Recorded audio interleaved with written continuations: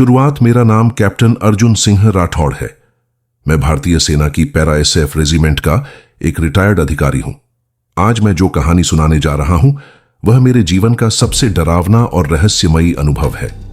यह कहानी है एक ऐसे जोकर के भूत की जिसने न सिर्फ मेरी बहादुरी को चुनौती दी बल्कि मेरे सैनिक तर्क और विश्वासों को भी हिलाकर रख दिया। यह सब शुरू हुआ उस दिन से जब मैंने अपने पुराने साथी मेजर विक्रम सिंह का फोन प्राप्त किया। विक्रम अब एक प्राइवेट सिक्योरिटी कंपनी चलाता था और उसे दिल्ली के पुराने रॉयल सैनिक ऑडिटोरियम की सुरक्षा व्यवस्था संभालनी थी। यह ऑडिटोरियम अंग्रेजों के जमाने का बना हुआ था और द्वितीय विश्व युद्ध के दौरान यहां सैनिकों के मनोरंजन के लिए नाटक और मनोरंजन कार्यक्रम होते थे। पिछले 40 सालों से यह ऑडिटोरियम बंद पड़ा था। अर्जुन, मुझे तुम्हारी मदद चाहिए, विक्रम ने फोन पर कहा। यह ऑडिटोरियम, यहां कुछ अजीब घटनाएं हो रही हैं। मेरे आदमी डर के मारे काम पर नहीं आ रहे हैं। मैंने हंसते हुए कहा, विक्रम, तुम भी क्या बात कर रहे हो? हमने तो कभी किसी दुश्मन के सामने घुटने नहीं टेके और तुम किसी भूत प्रेत की बात कर रहे हो। अर्जुन, ये कोई मजाक नहीं है। विक्रम की आवाज में गंभीरता थी। मेरे 3 सुरक्षा गार्ड पहले ही हॉस्पिटल में हैं। वे कहते हैं कि उन्होंने एक जोकर का भूत देखा है। यह सुनकर मेरे मन में उत्सुकता जागी। मैंने तुरंत हां कर दी और अगले दिन दिल्ली के लिए रवाना हो गया। ऑडिटोरियम का पहला अनुभव, जब मैं ऑडिटोरियम पहुंचा तो विक्रम मुझे लेने आया। ऑडिटोरियम एक विशाल इमारत थी जिसकी वास्तुकला औपनिवेशिक शैली में थी। बाहरी दीवारों पर जंग लगे हुए सैन्य चिन्ह और पुराने निशान थे। मुख्य द्वार पर एक ताला लगा हुआ था जो शायद सालों से नहीं खुला था। क्या तुम्हें पता है इस ऑडिटोरियम का इतिहास? मैंने विक्रम से पूछा। विक्रम ने बताया, जितना मैं जानता हूं यह ऑडिटोरियम 1942 में बना था। द्वितीय विश्व युद्ध के दौरान यहां सैनिकों के मनोरंजन के लिए कार्यक्रम होते थे। कहा जाता है कि यहां एक मशहूर जोकर हुआ करता था जिसका नाम लाफिंग लकी था। 1978 में उसकी रहस्यमयी परिस्थितियों में मौत हो गई और तब से यह जगह बंद पड़ी है। हमने मुख्य द्वार खोला और अंदर प्रवेश किया। अंदर का वातावरण ठंडा और नम था। हवा में पुरानी लकड़ी, धूल और सड़े हुए पर्दों की गंध थी। मैंने तुरंत अपने सैनिक प्रशिक्षण का इस्तेमाल करते हुए पूरे हॉल का निरीक्षण किया। मेन हॉल विशाल था जिसमें लगभग 2000 लोगों के बैठने की क्षमता थी। सीटों पर मोटी धूल की परत जमी हुई थी, लेकिन मंच एकदम साफ था, मानो कोई रोज उसे साफ करता हो। मंच के पीछे विभिन्न प्रकार के साज सामान और पुराने वाद्य यंत्र पड़े हुए थे। देखो, मैंने विक्रम को इशारा किया। पूरा हॉल गंदा है लेकिन मंच एकदम साफ। यह बहुत अजीब है, विक्रम ने डरते हुए कहा। मेरे गार्ड्स कहते हैं कि रात में यहां से हंसने और तालियों की आवाजें आती हैं। मैंने इस बात को तवज्जो नहीं दी और आगे बढ़ गया। हम मंच के पीछे के कमरों की जांच करने लगे। वहां कलाकारों के ड्रेसिंग रूम, प्रॉप रूम और एक ग्रीन रूम था। पहली रहस्यमयी घटना, हम ग्रीन रूम में पहुंचे। कमरे के बीचों बीच एक बड़ा सा शीशा लगा हुआ था जिस पर कालिख की मोटी परत जमी हुई थी। मैंने अपनी टॉर्च जलाई और कमरे का निरीक्षण करने लगा। तभी अचानक मुझे शीशे पर कुछ लिखा हुआ दिखाई दिया। मैंने करीब जाकर देखा तो वहां लाल रंग से लिखा हुआ था, सैनिक, तुम यहां क्यों आए हो? विक्रम ने देखा तो उसका चेहरा पीला पड़ गया। अर्जुन, चलो यहां से चलते हैं। मैंने उसे शांत किया। विक्रम, हम सैनिक हैं, हम डरते नहीं हैं। यह कोई मजाक होगा। लेकिन मेरे मन के अंदर एक अजीब सी बेचैनी पैदा हो रही थी। मैंने कमरे के कोनों की जांच की और एक पुरानी अलमारी देखी। अलमारी का दरवाजा जंग लगे ताले से बंद था। मैंने अपना स्विस आर्मी चाकू निकाला और ताला तोड़ने का प्रयास किया। तभी अचानक हमें एक ऊंची कर्कश हंसी सुनाई दी। यह हंसी इतनी डरावनी थी कि विक्रम का शरीर कांप गया। हंसी मंच से आ रही थी। तभी अचानक हमें एक ऊंची कर्कश हंसी सुनाई दी। यह हंसी इतनी डरावनी थी कि विक्रम का शरीर कांप गया। हंसी मंच से आ रही थी। मैंने तुरंत अपनी पिस्तौल निकाली और मंच की ओर बढ़ा। विक्रम भी मेरे पीछे पीछे आया। जब हम मंच पर पहुंचे तो वहां कोई नहीं था, लेकिन मंच के बीचों बीच एक जोकर की नाक और एक रंगीन विग रखी हुई थी। यह क्या है? विक्रम ने डरते हुए पूछा। मैंने उसे समझाया, शायद कोई शरारती व्यक्ति हमें डराने की कोशिश कर रहा है। लेकिन मेरे मन के अंदर एक सवाल उठ रहा था, कोई व्यक्ति इतनी धूल भरी और बंद जगह पर शरारत क्यों करेगा? रात का पहरा मैंने फैसला किया कि मैं रात को ऑडिटोरियम में पहरा दूंगा।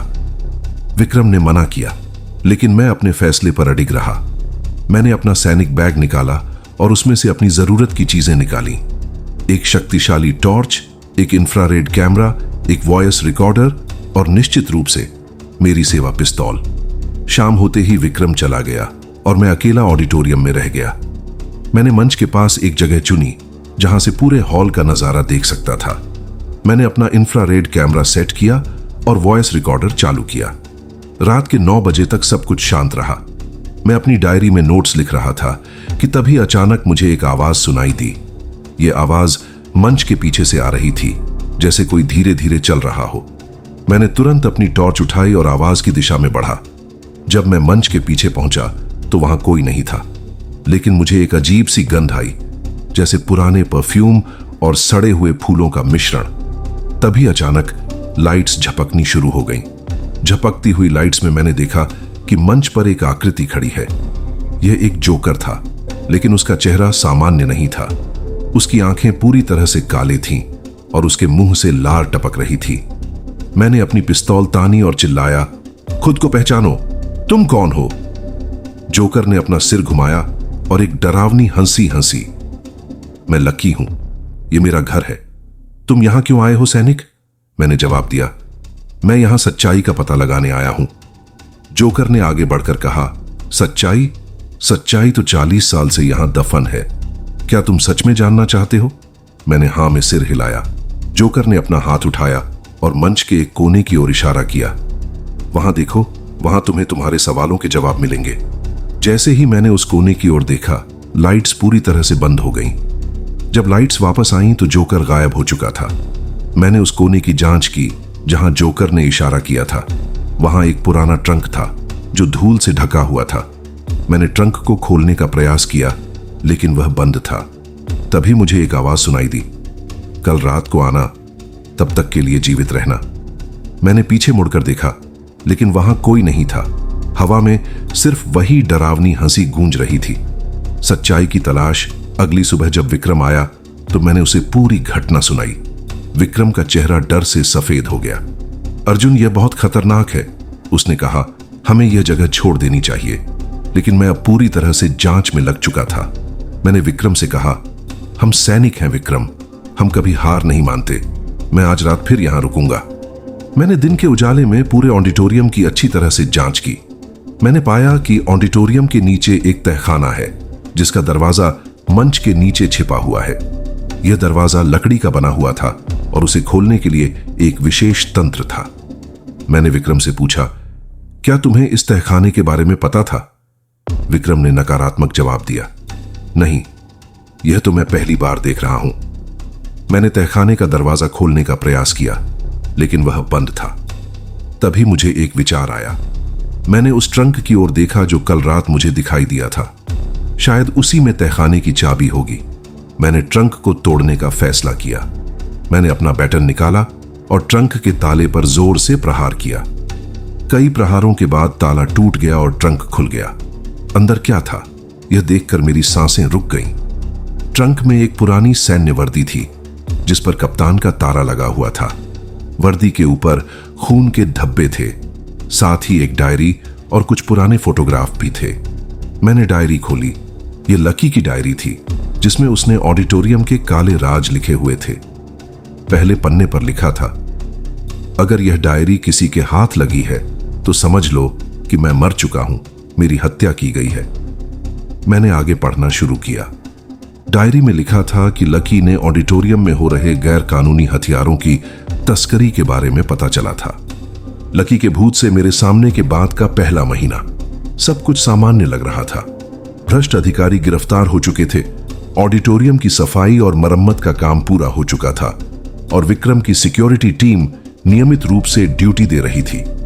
लेकिन मेरे अंदर एक अजीब सी बेचैनी थी। कुछ अधूरा सा लग रहा था, जैसे कोई पहेली का टुकड़ा गायब हो। एक शाम जब मैं अपने फ्लैट में आराम कर रहा था तो अचानक फोन की घंटी बजी। फोन पर विक्रम की घबराई हुई आवाज थी, अर्जुन, तुम्हें तुरंत ऑडिटोरियम आना होगा, विक्रम ने जल्दी जल्दी में कहा। कुछ बहुत अजीब हो रहा है। मैंने तुरंत तैयार होकर ऑडिटोरियम के लिए प्रस्थान किया। रास्ते में मैं सोच रहा था, क्या लकी की आत्मा वापस आ गई थी या कोई और रहस्य अभी तक खुलना बाकी था। नया रहस्य। जब मैं ऑडिटोरियम पहुंचा तो विक्रम मुख्य द्वार पर मेरा इंतजार कर रहा था। उसका चेहरा पीला था और हाथों में एक पुराना सा बॉक्स था। यह क्या है? मैंने पूछा। विक्रम ने बॉक्स मेरी ओर बढ़ाते हुए कहा, आज सुबह जब मैं मंच की सफाई कर रहा था तो मुझे यह बॉक्स मिला। यह मंच के नीचे छिपा हुआ था। मैंने बॉक्स खोला। अंदर एक पुरानी सैन्य बैज, कुछ फोटोग्राफ और एक पत्र था। पत्र पर लिखा था, अगर यह पत्र किसी के हाथ लगा है तो समझ लेना कि लकी की हत्या का असली सच अभी तक सामने नहीं आया है। मैंने पत्र पढ़ना शुरू किया। यह पत्र लकी के एक दोस्त ने लिखा था, जो उस समय ऑडिटोरियम में सफाई कर्मचारी के रूप में काम करता था। पत्र में लिखा था कि लकी की हत्या सिर्फ हथियारों की तस्करी के कारण नहीं हुई थी। इसके पीछे एक और बड़ा रहस्य था। क्या मतलब? विक्रम ने पूछा। क्या हमने गलत सच्चाई सामने लाई? मैंने गहरी सांस लेकर कहा, शायद लकी की आत्मा ने हमें पूरा सच नहीं बताया। शायद वह खुद भी पूरा सच नहीं जानती थी। तहखाने का गुप्त कमरा। पत्र में एक गुप्त कमरे का जिक्र था जो तहखाने के नीचे बना हुआ था। यह कमरा इतना गुप्त था कि सिर्फ कुछ चुनिंदा लोग ही इसके बारे में जानते थे। हमने फिर से तहखाने में जाने का फैसला किया। इस बार हम बेहतर तैयारी के साथ गए। हैवी ड्यूटी टॉर्च, कैमरा और अन्य जरूरी सामान। तहखाने में वही ठंडक और नमी थी। मैंने पत्र में दिए गए निर्देशों के अनुसार तहखाने की दक्षिणी दीवार की जांच की। दीवार पर एक विशेष प्रकार का पत्थर लगा हुआ था जो बाकी दीवारों से अलग था। यह रहा। मैंने विक्रम को दिखाया। इस पत्थर को दबाने से शायद गुप्त कमरे का दरवाजा खुल जाए। मैंने पत्थर पर दबाव डाला। पत्थर अंदर धंस गया और दीवार का एक हिस्सा खुल गया। अंदर एक संकरा रास्ता था जो नीचे की ओर जा रहा था। चलो, मैंने विक्रम से कहा, आखिरी सच्चाई तक पहुंचना है। रास्ता इतना संकरा था कि हमें झुककर चलना पड़ रहा था। हवा में सड़े हुए कागज और धातु की गंध थी। करीब 5 मिनट चलने के बाद हम एक छोटे से कमरे में पहुंचे। कमरे में क्या था, यह देखकर हमारी सांसें रुक गईं। भयानक सच्चाई कमरे के बीचों बीच एक टेबल रखी हुई थी जिस पर कई पुराने दस्तावेज और मानचित्र बिखरे पड़े थे। दीवारों पर तस्वीरें लगी हुई थीं, लकी की तस्वीरें, लेकिन वे सामान्य तस्वीरें नहीं थीं। विक्रम ने एक तस्वीर उठाई और चीख पड़ा, यह क्या है? तस्वीर में लकी को एक अलग वेशभूषा में देखा जा सकता था। उसने सैन्य वर्दी पहनी हुई थी और उसके हाथ में एक राइफल थी। मैंने दस्तावेजों को पलटना शुरू किया। यह दस्तावेज साबित कर रहे थे कि लकी कोई साधारण जोकर नहीं था। वह वास्तव में एक आर्मी इंटेलिजेंस ऑफिसर था जिसे ऑडिटोरियम में हो रही गैर कानूनी गतिविधियों की जांच के लिए भेजा गया था। लक्की, वह हमारा आदमी था। मैंने अविश्वास से कहा, वह कैप्टन लक्ष्मण सिंह था। विक्रम हैरान रह गया। क्या मतलब? मैंने एक दस्तावेज उठाया। यह देखो, लकी वास्तव में कैप्टन लक्ष्मण सिंह था जिसे आर्मी इंटेलिजेंस ने इस ऑडिटोरियम में भेजा था। उसकी हत्या इसलिए हुई क्योंकि उसने कुछ बहुत बड़े लोगों के राज उजागर कर दिए थे। दस्तावेजों से पता चला कि लकी ने न सिर्फ हथियारों की तस्करी का पता लगाया था बल्कि एक बड़े राजनीतिक षड्यंत्र का भी पर्दाफाश किया था। उसने कुछ ऐसे लोगों की पहचान की थी जो देशद्रोह में लिप्त थे। लकी की डायरी का दूसरा भाग, टेबल के एक दराज में हमें लकी की एक और डायरी मिली। यह डायरी पहली डायरी से भी ज्यादा महत्वपूर्ण थी। इसमें लकी ने अपनी जांच के सभी पहलुओं को विस्तार से लिखा था। डायरी के आखिरी पन्ने पर लिखा था, मुझे पता है कि मेरी जान को खतरा है, लेकिन मैं डरता नहीं हूं। मैं एक सैनिक हूं और मैं अपने देश की रक्षा के लिए मरने को तैयार हूं। अगर यह डायरी किसी के हाथ लगे तो कृपया इन दस्तावेजों को उच्च अधिकारियों तक पहुंचाएं। जय हिंद। मैंने डायरी बंद की और विक्रम की ओर देखा। हमें इन दस्तावेजों को सुरक्षित स्थान पर पहुंचाना होगा। लेकिन तभी हमें एक आवाज सुनाई दी। यह आवाज हमारे पीछे से आ रही थी। बहुत देर हो चुकी है सैनिक, आवाज ने कहा। हमने पीछे मुड़कर देखा। गुप्त कमरे के दरवाजे पर 3 आदमी खड़े थे। उन्होंने काले कपड़े पहने हुए थे और उनके हाथों में पिस्तौलें थीं। खतरनाक सामना। आप लोग कौन हैं? मैंने पूछा, जबकि मेरा हाथ अपनी पिस्तौल की ओर बढ़ा। एक आदमी ने आगे बढ़कर कहा, हम वे लोग हैं जिनके बारे में तुमने अभी अभी पढ़ा है। हम इन दस्तावेजों को नहीं छोड़ सकते।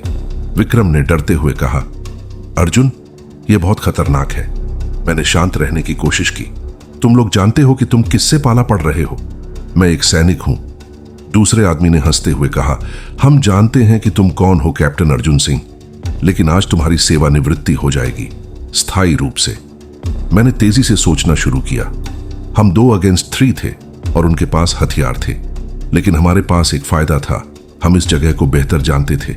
तभी अचानक एक चमत्कार हुआ। लकी की वापसी। कमरे का तापमान अचानक गिर गया और हवा में वही डरावनी हंसी गूंजने लगी। तीनों आदमी डर से इधर उधर देखने लगे। क्या ये आवाज? एक आदमी ने डरते हुए कहा। लकी का भूत कमरे में प्रकट हुआ। इस बार उसका रूप और भी भयानक था। उसकी आंखों से आग निकल रही थी और उसके शरीर से खून की धाराएं बह रही थीं। तुम लोग, लकी ने गरजते हुए कहा, तुम लोगों ने मुझे मारा, अब तुम्हारी बारी है। तीनों आदमी डर के मारे कांपने लगे। एक ने पिस्तौल चलानी चाहिए, लेकिन लकी ने अपना हाथ बढ़ाया और पिस्तौल उसके हाथ से छूटकर जमीन पर गिर गई। भागो! एक आदमी चिल्लाया, लेकिन दरवाजा अपने आप बंद हो गया। लकी ने आगे बढ़कर कहा, कोई नहीं भाग सकता, आज न्याय का दिन है। मैंने इस मौके का फायदा उठाया और तेजी से आगे बढ़कर एक आदमी को नीचे गिरा दिया। विक्रम ने दूसरे आदमी पर हमला किया। तीसरा आदमी डर के मारे कोने में दुबक गया। लकी ने तीनों आदमियों को घूरते हुए कहा, तुम लोगों ने न सिर्फ मेरी हत्या की, बल्कि देश के साथ भी गद्दारी की। आज तुम्हें सजा मिलेगी। न्याय का दिन। लकी ने अपना हाथ उठाया और कमरे की दीवार पर एक दृश्य प्रकट हो गया। यह दृश्य 40 साल पहले का था, जब इन तीनों आदमियों ने लकी की हत्या की थी। हमने देखा कि ये तीनों आदमी, जो अब बूढ़े हो चुके थे, उस समय युवा थे और उन्होंने लकी को धोखे से मार दिया था। कृपया हमें माफ कर दो, एक आदमी रोते हुए बोला। हमें मजबूरी में ऐसा करना पड़ा, लकी ने कड़क वॉइस में कहा। कोई मजबूरी देशद्रोह का कारण नहीं बन सकती। तभी अचानक कमरे में और भूत प्रकट हुए। ये वे 3 सैनिक भूत थे जिनसे मेरा पहले सामना हुआ था। एक सैनिक भूत ने कहा, लकी, इन्हें हम पर छोड़ दो। ये हमारे साथी थे, लेकिन इन्होंने गद्दारी की। लकी ने सिर हिलाया। ठीक है, इन्हें तुम्हारे हवाले करता हूं। तीनों सैनिक भूतों ने आगे बढ़कर तीनों आदमियों को पकड़ लिया। एक के बाद एक तीनों आदमी चीखते हुए गायब हो गए। लकी ने मेरी ओर मुड़कर कहा, अब सच्चाई पूरी तरह से सामने आ गई है। मैं अब शांति से जा सकता हूं। मैंने पूछा, क्या तुम्हें अब मुक्ति मिल जाएगी? लकी मुस्कुराया। हां, अब मैं जा सकता हूं, लेकिन एक आखिरी काम बाकी है। क्या? मैंने पूछा। इन दस्तावेजों को सही लोगों तक पहुंचाओ, लकी ने कहा, और मेरी कहानी को आगे बताओ, ताकि कोई और लकी इस तरह न मरे। मैंने वादा किया, मैं तुम्हारी कहानी दुनिया को बताऊंगा। लकी ने एक आखिरी बार मुस्कुराया और धीरे धीरे गायब हो गया। हवा में सिर्फ उसकी हंसी गूंजी, लेकिन इस बार वह हंसी डरावनी नहीं बल्कि खुशी भरी थी। अंतिम कार्य, हमने दस्तावेजों को सुरक्षित स्थान पर पहुंचा दिया। एक बार फिर से जांच शुरू हुई और कई बड़े लोग गिरफ्तार हुए। लकी की कहानी अखबारों की सुर्खियां बनी। ऑडिटोरियम को आधिकारिक तौर पर captain Lakshman Singh memorial auditorium का नाम दिया गया। वहां एक संग्रहालय बनाया गया, जहां लकी की कहानी और बलिदान को प्रदर्शित किया गया। मैंने और विक्रम ने मिलकर एक ट्रस्ट बनाया, जो उन सैनिकों की याद में काम करता है जो गुप्त मिशनों में शहीद हो जाते हैं। आज जब मैं उस ऑडिटोरियम में जाता हूं तो लकी की आत्मा को मुक्ति मिले 1 साल बीत चुका था। ऑडिटोरियम अब captain Lakshman Singh memorial auditorium के रूप में जाना जाता था और यहां नियमित रूप से सांस्कृतिक कार्यक्रम होते थे। विक्रम की सिक्योरिटी टीम अब भी वहां तैनात थी और सब कुछ शांतिपूर्ण लग रहा था, लेकिन मेरे मन में एक अजीब सी बेचैनी थी, जैसे कोई अधूरा काम अभी भी बाकी हो। एक शाम जब मैं ऑडिटोरियम के नए संग्रहालय का दौरा कर रहा था, तो मेरी नजर एक पुरानी तस्वीर पर पड़ी। यह तस्वीर लकी के समय की थी, जिसमें वह अन्य कलाकारों के साथ खड़ा था, लेकिन एक चेहरा मुझे अजीब लगा। एक युवा लड़की जिसकी आंखों में एक गहरा दर्द छुपा था। विक्रम, मैंने अपने दोस्त को बुलाया, क्या तुम्हें यह लड़की पता है? विक्रम ने तस्वीर को ध्यान से देखा। नहीं, लेकिन यह बहुत उदास लग रही है। मैंने संग्रहालय के क्यूरेटर से पूछा, जिसने बताया कि इस लड़की का नाम राधा था और वह लकी की सहायक हुआ करती थी। लकी की मौत के बाद वह गायब हो गई थी। गायब? मैंने पूछा, क्या किसी ने उसे खोजने की कोशिश की? क्यूरेटर ने सिर हिलाया। कोई नहीं जानता कि वह कहां गई। कुछ लोग कहते हैं कि वह लकी की मौत के बाद पागल हो गई थी। मेरे मन में एक नया सवाल उठा, क्या राधा लकी के रहस्य का कोई और हिस्सा जानती थी? राधा का रहस्य। मैंने राधा के बारे में जानकारी जुटानी शुरू की। पुराने रिकॉर्ड्स और अखबारों की कतरनों से मुझे पता चला कि राधा लकी की विश्वसनीय सहायक थी और शायद लकी की जासूसी गतिविधियों के बारे में जानती थी। एक शाम जब मैं ऑडिटोरियम के पुराने रिकॉर्ड रूम में शोध कर रहा था तो मुझे एक पुरानी डायरी मिली। यह राधा की डायरी थी, जिसमें उसने लकी की मौत के बाद के दिनों का वर्णन किया था। डायरी के पन्ने पीले पड़ चुके थे और उन पर आंसू के निशान थे। एक पन्ने पर लिखा था, वे लकी को मार दिया और अब वे मुझे भी मारना चाहते हैं। मुझे छिपना होगा। मैंने लकी का वादा पूरा करना है। विक्रम, मैंने अपने दोस्त को बुलाया। राधा जिंदा हो सकती है और वह कुछ जानती है। विक्रम ने डायरी पढ़ी और उसकी आंखें चौंधिया गईं। पर वह कहां हो सकती है? इतने साल बीत गए। मैंने डायरी के आखिरी पन्ने को देखा, जहां एक पता लिखा हुआ था, शांति निकेतन, वृंदावन। वृंदावन की यात्रा अगले ही दिन मैं और विक्रम वृंदावन के लिए रवाना हो गए। शांति निकेतन एक छोटा सा आश्रम था, जहां बुजुर्ग महिलाएं रहती थीं। आश्रम के मुखिया ने बताया, हां, राधा यहां रहती थी। वह 10 साल पहले तक यहां थी, फिर अचानक चली गई। कहां गई? मैंने उत्सुकता से पूछा। मुखिया ने एक पुराना लिफाफा निकाला। उसने कहा था कि अगर कोई उसे ढूंढने आए तो यह दे दूं। लिफाफे में एक पत्र और एक पुरानी चाबी थी। पत्र पर लिखा था, जो भी यह पत्र पढ़ रहा है वह लकी का भेजा हुआ है। मैंने अपना वादा पूरा किया। सच्चाई छुपी है ऑडिटोरियम के गुप्त कमरे में। गुप्त कमरे का रहस्य। हम तुरंत वापस ऑडिटोरियम लौटे। इस बार हम बेहतर तैयारी के साथ गए। Metal detector, heavy duty torch और अन्य उपकरण। गुप्त कमरे में हमने चाबी का इस्तेमाल किया। चाबी कमरे की एक दीवार में छिपे हुए ताले में फिट हो गई। दीवार का एक हिस्सा खुल गया, जिसके पीछे एक छोटा सा कमरा था। इस कमरे में क्या था, यह देखकर हमारी सांसें रुक गईं। लकी का अंतिम संदेश। कमरे के बीचों बीच एक टेबल पर एक ऑडियो रिकॉर्डर और कुछ दस्तावेज रखे हुए थे। रिकॉर्डर पर एक नोट चिपका हुआ था, मेरी आखिरी विरासत। मैंने रिकॉर्डर चालू किया। लकी की आवाज गूंजी, अगर तुम यह सुन रहे हो तो समझ लो कि मैं मर चुका हूं, लेकिन मेरा काम अभी खत्म नहीं हुआ है। मैंने जो कुछ खोजा वह इन दस्तावेजों में दर्ज है। यह सिर्फ हथियारों की तस्करी से बड़ा है। यह देश की सुरक्षा से जुड़ा हुआ है। लकी की आवाज में एक गहरी थकान और दर्द था। उसने बताया कि उसने न सिर्फ हथियारों की तस्करी का पता लगाया, बल्कि एक अंतरराष्ट्रीय जासूसी नेटवर्क का भी पर्दाफाश किया था। राधा मेरी एकमात्र सहायक थी, लकी की आवाज ने कहा। उसने मेरी जान बचाई, लेकिन मैं उसे नहीं बचा पाया। अगर वह जिंदा है तो उसे सुरक्षित रखो। राधा की डायरी का रहस्य। दस्तावेजों में राधा की एक और डायरी थी, जिसमें उसने लकी की मौत के बाद की घटनाओं का वर्णन किया था। डायरी से पता चला कि राधा ने लकी के हथियारों से बचकर भागने में सफलता पाई थी, लेकिन उसे हमेशा छिपते रहना पड़ा। एक पन्ने पर लिखा था, वे अभी भी मेरे पीछे हैं। मुझे पता है कि मैं ज्यादा दिन नहीं बची, लेकिन मैंने लकी का वादा पूरा किया। मैंने सबूत सुरक्षित रखे। विक्रम ने डायरी बंद करते हुए कहा, हमें राधा को। हमने नर्सिंग होम के सुरक्षित डिपॉजिट बॉक्स को खोला। अंदर एक पेन ड्राइव और कुछ माइक्रोफिल्म्स थीं। जब हमने पेन ड्राइव को कंप्यूटर में लगाया तो हमें हैरानी हुई। इसमें ऐसे दस्तावेज थे जो एक बहुत बड़े राजनीतिक सैन्य षड्यंत्र का पर्दाफाश करते थे। विक्रम ने कहा, यह तो बहुत बड़ा है, हम इसे कैसे हैंडल करेंगे? मैंने दृढ़ता से कहा, हम सैनिक हैं, हम अपना कर्तव्य निभाएंगे। अंतिम संघर्ष। लेकिन हमें पता नहीं था कि हमारी हरकतों पर नजर रखी जा रही है। जब हम नर्सिंग होम से बाहर निकले तो कुछ लोगों ने हमें घेर लिया। वह पेन ड्राइव हमें दो, एक आदमी ने धमकी भरे स्वर में कहा। मैंने अपनी पिस्तौल निकाली, पीछे हटो। तभी अचानक एक परिचित आवाज गूंजी, उन्हें जाने दो। लकी का भूत एक बार फिर प्रकट हुआ। इस बार उसके साथ और भी भूत थे, वे सैनिक जो इस षड्यंत्र में मारे गए थे। तुम लोगों ने काफी कुछ कर लिया, लक्की ने कहा, अब हमारी बारी है। भूतों ने उन आदमियों को घेर लिया। एक के बाद एक सभी आदमी डर के मारे भाग खड़े हुए। सच्चाई का अंत हमने पेन ड्राइव और दस्तावेजों को उच्च अधिकारियों तक पहुंचाया।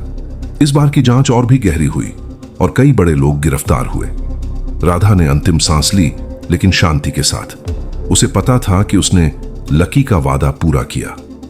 ऑडिटोरियम में एक नया स्मारक बनाया गया, राधा और लकी मेमोरियल, जो उन सभी गुप्त हीरोज की याद में था जो चुपचाप देश की सेवा करते हैं और अनजाने में मर जाते हैं।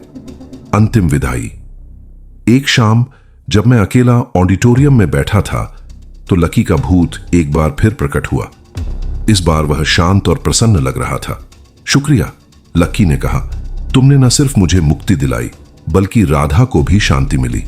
मैंने पूछा, क्या अब तुम्हें पूरी तरह से मुक्ति मिल गई है? लकी मुस्कुराया, हां, अब मैं वास्तव में आजाद हूं। लेकिन याद रखना, हर ऑडिटोरियम, हर पुरानी इमारत के अपने रहस्य होते हैं। कभी कभी सच्चाई इतनी डरावनी होती है कि उसे मौत के बाद भी जिंदा रहना पड़ता है। इतना कहकर लकी धीरे धीरे गायब हो गया। इस बार उसकी आवाज में कोई दर्द नहीं था, कोई गुस्सा नहीं था, सिर्फ शांति और संतुष्टि थी। समापन। आज जब मैं उस ऑडिटोरियम में जाता हूं तो मुझे लकी की हंसी नहीं सुनाई देती, बल्कि मुझे एक कोमल सी शांति महसूस होती है। ऑडिटोरियम अब एक जीवंत सांस्कृतिक केंद्र है जहां लोग खुशियां मनाते हैं। लेकिन कभी कभी जब कोई संवेदनशील व्यक्ति वहां जाता है तो उसे एक कोमल सी मुस्कुराहट महसूस होती है। लकी की मुस्कुराहट, जो अब डरावनी नहीं बल्कि आशीर्वाद की तरह है। और जब रात होती है और ऑडिटोरियम खाली हो जाता है तो कोई सुन सकता है एक कोमल सी आवाज, लकी की आवाज, जो कहती है, सच्चाई हमेशा जीतती है, चाहे उसे मौत के बाद ही क्यों ना जीतना पड़े। यह कहानी सिर्फ एक जोकर के भूत की नहीं है, यह उन सभी अनसुने हीरोज की कहानी है जो चुपचाप देश की सेवा करते हैं और इतिहास के पन्नों में खो जाते हैं।